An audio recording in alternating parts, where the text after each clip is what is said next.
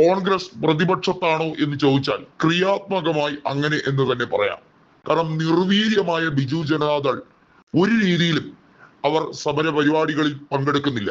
അവരുടെ നേതാവായിട്ടുള്ള നവീൻ പട്നായിക് ശരിക്കും പറഞ്ഞാൽ നിർജീവമായി ഇരിക്കുന്ന അവസ്ഥയാണ്. രാമചന്ദ്ര കദം ആണ് ഇപ്പോൾ കോൺഗ്രസിനെ നയിക്കുന്നത്.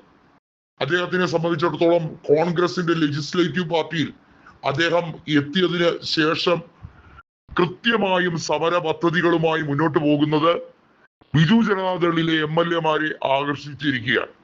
വളരെ വൈകാതെ തന്നെ കോൺഗ്രസ് നേതൃത്വം ഒഡീസയിൽ പരിപൂർണമായി പിടിമുറുക്കുന്ന സാഹചര്യമാണ് കാണുന്നത്.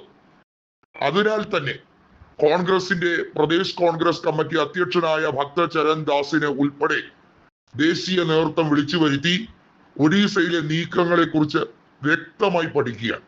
നമുക്കറിയാം, കേരളത്തിലെ തെരഞ്ഞെടുപ്പ് പോലെ അതല്ലെങ്കിൽ കർണാടകയിലെ തെരഞ്ഞെടുപ്പ് പോലെ ഇത്രയും വളരെ സ്പഷ്ടമായി എത്ര സീറ്റുകൾ ജയിക്കും എന്ന് വരെ ഹൈക്കമാൻഡിനോട് പറഞ്ഞ മറ്റു നേതാക്കളില്ല. അതായത് DK ശിവകുമാർ കോൺഗ്രസിന്റെ തെരഞ്ഞെടുപ്പ് വിജയത്തിന് ശേഷം പറഞ്ഞ ഒരു കാര്യമുണ്ട്. ഞാൻ 136 സീറ്റ് എന്ന് കൃത്യമായ ടാലി ഓരോ മണ്ഡലത്തിന്റെ കണക്ക് ഹൈക്കമാൻഡിന് നൽകി. അതിൽ നിന്നും അണുവിട വ്യതിചലനം ഉണ്ടായില്ല. അതുപോലെ തന്നെയാണ് കേരളത്തിൽ VD സതീശൻ പറഞ്ഞത്.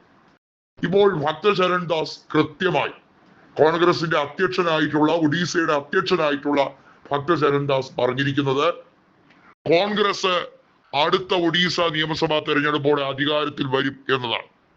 ഒഡീസയിലെ നിലവിലെ ഭരണം പേക്കൂത്താണ്.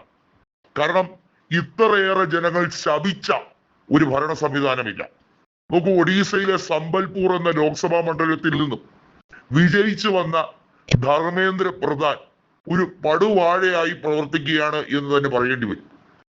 ഈ രാജ്യത്തെ ലക്ഷോപലക്ഷം വരുന്ന വിദ്യാർത്ഥികളുടെ ഭാവി തുലാസിലാക്കുന്ന നടപടികൾ ഒരു വിദ്യാഭ്യാസ മന്ത്രി എന്ന രീതിയിൽ ധർമ്മേന്ദ്ര പ്രധാൻ കൈക്കൊണ്ടത് ഈ രാജ്യത്തിന് തന്നെ അപമാനകരമായി മാറിക്കഴിഞ്ഞിരിക്കുകയാണ്. BJP-യുടെ ഒഡീസ ഘടകം പിരിച്ചുവിടുന്നതാണ് നല്ലത് എന്നാണ് ഭക്തചരൺ ദാസ് വാർത്താ സമ്മേളനത്തിൽ പറഞ്ഞിരിക്കുന്നത്. രാമചന്ദ്ര കദവും ഭക്തചരൺ ദാസും വിചാരിച്ചാൽ കോൺഗ്രസിന് സമാനതകളില്ലാത്ത രീതിയിൽ അപ്ലിഫ്റ്റ്മെന്റ് കൊണ്ടുവരാം. അതിനോടൊപ്പം തന്നെ കോൺഗ്രസിന്റെ ഒഡീസയിൽ നിന്നുള്ള ഏക MP ആയ ശങ്കർ ഉലഗയും കൂടെ വിചാരിച്ചാൽ ഒഡീസയിൽ ത്രിവർണ പതാകയുടെ മുന്നേറ്റമായിരിക്കും.